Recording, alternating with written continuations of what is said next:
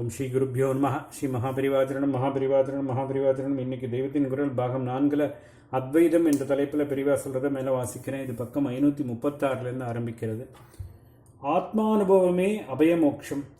ஆகையால் மனஸ் போவதுதான் நிஜமான மோட்சம். மனசிலிருந்து விடுபட்டு ஆத்மா தானாக இருப்பதுதான் அபயமான அத்வைத ஆனந்த மோட்ச ஸ்தானம். ஜீவத்துவம் என்பதை நாம் மனசனுடையதாகவே கருதினாலும் இந்த வேஷ ஜீவத்துவம் என்ற அத்தியோரோபித கல்பனைக்கு ஆதாரமான அதிஷ்டான சத்தியமாகிய ஆத்மாதான் ஜீவனுடைய உண்மை நிலையான பூர்ண வஸ்து. அதை சாட்சாத்காரம் செய்வது, அதாவது அந்த ஆத்மாவை அறிந்து அதிலேயே நிலைப்பதென்பது ஜடமான ஸ்திதி இல்லாமல் பேருயிராய், பேரறிவாய், பேருணர்வாய், பேரானந்தமாய் இருப்பதாகவே இருக்கும். மனசு இன்னொன்றை அறிந்தும் உணர்ந்தும் சுகதுக்கங்களை அனுபவிப்பது போலன்றி ஆத்மா தன்னை தன்னாலேயே உணர்ந்தறியும். அந்நிலை நித்திய சுகமாகவே இருக்கும். இன்னொன்றிலிருந்து அவ்வப்போது சுகம் வந்தாலும் சுகம் வருகிற மாதிரியே அந்த சுகத்தை விட மிக அதிகமாக துக்கமும் வருகிறது.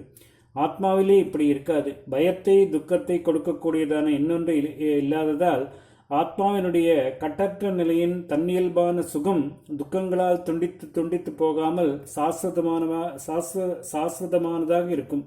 பயம் இல்லாமல் ஆக வேண்டுமானால் அதற்கு வழி பயஹேதுவான இன்னொன்று இல்லாத ஆத்மாவாக ஆவதுதான். அது மோட்சம் என்ற விடுபட்ட நிலை. மனசை வைத்துக்கொண்டு ஜீவனாக இருப்பது கட்டுப்பட்ட நிலை.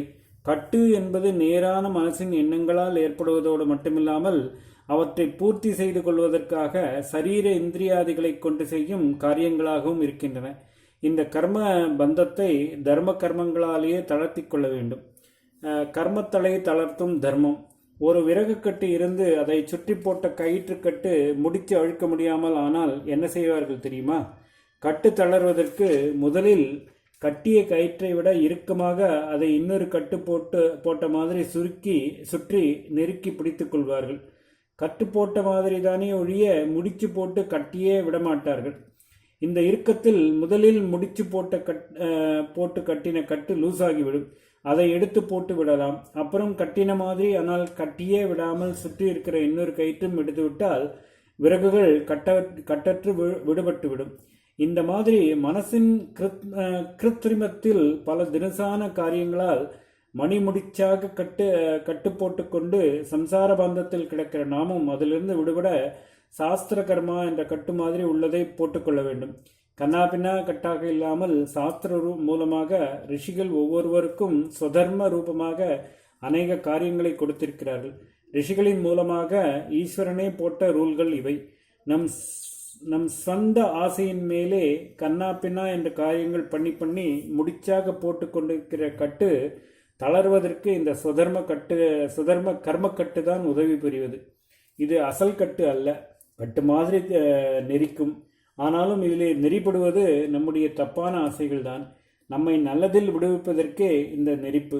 இதை புரிந்து கொண்டால் சாஸ்திர கர்மாக்களை ரூல்கள் கொஞ்சம் கூட தப்பாமல் சந்தோஷமாக செய்து கொண்டே போகலாம். இஷ்டமாயிருக்கிறது என்று கண்டதை தின்னுகிறோம்.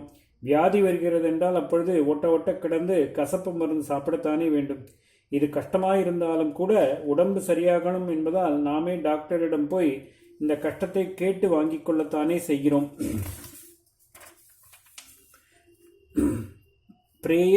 பிரேயஸ் ஸ்ரேயஸ். இஷ்டத்தை தருவது ஒன்றாகவும் நல்லதை செய்வது வேறொன்றாகவும் இருக்கின்றன. முறையே பிரேயஸ் ஸ்ரேயஸ் என்று இவற்றை உபனிஷத்தில் சொல்லியிருக்கிறது. இஷ்டமாக இருப்பது எதுவோ அதுவே நமக்கு பிரியமாக இருக்கிறது. அதைத்தான் பிரேயஸ் என்பது. இந்த வார்த்தை நடைமுறையில் அதிகம் இல்லை. ஸ்ரேயஸ் என்ற வார்த்தையை அடிக்கடி கேள்விப்படுகிறோம்.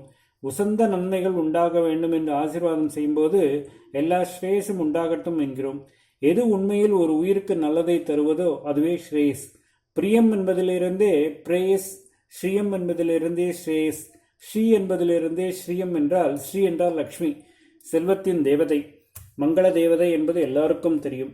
ஆத்மாவுக்கு நல்லது செய்கிறவைதான் நிஜமான செல்வமும் மங்களமும் நித்திய ஸ்ரீயும். இப்பொழுது ஸ்ரீ வேண்டாம் திருதான் வேண்டும் என்கிறார்கள். தப்பான பாஷா அபிமானத்தினாலே அப்படி சொல்கிறார்கள். சில சப்தங்களுக்கே நல்லது செய்யும் சக்தி உண்டு, அதாவது ஸ்ரேயஸ் உண்டு. ராமநாமாவை ஜெகத் பிரதம மங்களம் என்று காளிதாசன் கொண்டாடுகிறான். ம என்கிற சப்தம் எவ்வளவு ஸ்ரேயஸ்கரமானது. ராமஜபம் பண்ண மாட்டேன், ராமாவை தமிழ்படுத்தி இன்பமானவன் இன்பமானவன் என்றுதான் ஜபம் பண்ணுவேன் என்றால் மந்திர சப்த சக்தி இதிலே வருமா? சிவசப்தமும் அப்படித்தான். அதற்கும் மங்களம் என்றே அர்த்தம். அந்த சப்தமே மங்களத்தை உண்டாக்கக்கூடியது. அகங்காரம் பிடித்த தக்ஷன் சிவசப்தத்தை துவேஷித்தான். நீ மங்களமான சிவனை துவேஷிக்கிறாய் என்றால் சிவ இதரன் ஆகிறாய். சிவனுக்கு இதரமான அதிலும் அசிவமாக, அதாவது அமங்கலமாக ஆகிறாய் என்று அவனுடைய பெண்ணாக அவதாரம் பண்ணின அம்பாள் சொன்னாள் என்று பாகவதத்தில் வருகிறது. இப்பொழுது இங்கே மங்களமான ஸ்ரீ சில பேருக்கு பிடிக்காததாக இருக்கிறது. இது இருக்கட்டும். ஸ்ரேயஸை விட்டு பிரேயஸை பிடித்துக் கொள்கிறோம். இஷ்டம் என்று ஒன்றில் போய் விழுகிறோம். அப்புறம் அதனால் கஷ்டம் என்று தெரிகிறது. அந்த நிலையில் இஷ்டப்பட முடியாத ஒன்றுதான் கசப்பு மருந்து. லங்கனம், அதாவது பட்டினி போன்ற ஒன்றுதான் கஷ்டத்தை போக்கி நல்லதை செய்ய முடியும் என்று தெரிகிறது. இஷ்டப்பட முடியாத அந்த ஒன்றை ஏற்பது இப்பொழுது கஷ்டமாய் இருக்கலாம். ஆனாலும் இது சாஸ்வத கஷ்டமாக நின்றுவிடாது. இஷ்டப்படி தின்னுவது என்பதை சாஸ்வதமாக பண்ணிக்கொண்டே போக நாம் தயார். டயரியா, டிசென்ட்ரி வந்திருக்காவிட்டால் அப்படித்தான் பண்ணிக்கொண்டே போயிருப்போம். ஆனால் இஷ்டம் இப்பொழுது இந்த கஷ்டத்தில் கொண்டு விட்டது. இப்பொழுது மருந்து சாப்பிடுவதும் லங்கனமாயிருப்பதும் இஷ்டப்பட்டு செய்யக்கூடியவை அல்லதான். அவை கஷ்டமாகத்தான் இருக்கின்றன. இருந்தாலும் மருந்தும் லங்கனமும் சாஸ்வதமாய் நிலைத்து விடுகிறவை அல்லவே.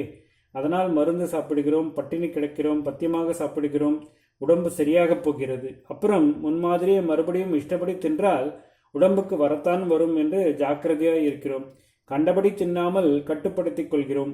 நாம் இப்படி செய்கிறோமோ இல்லையோ, புத்திசாலிகளாக இருந்தால் இப்படித்தான் செய்ய வேண்டும். ஓம் ஸ்ரீ குருப்யோ நமஹ. ஸ்ரீ மகாபரிவாச்சரணம், மகாபரிவாச்சரணம், மகாபரிவாச்சரணம்.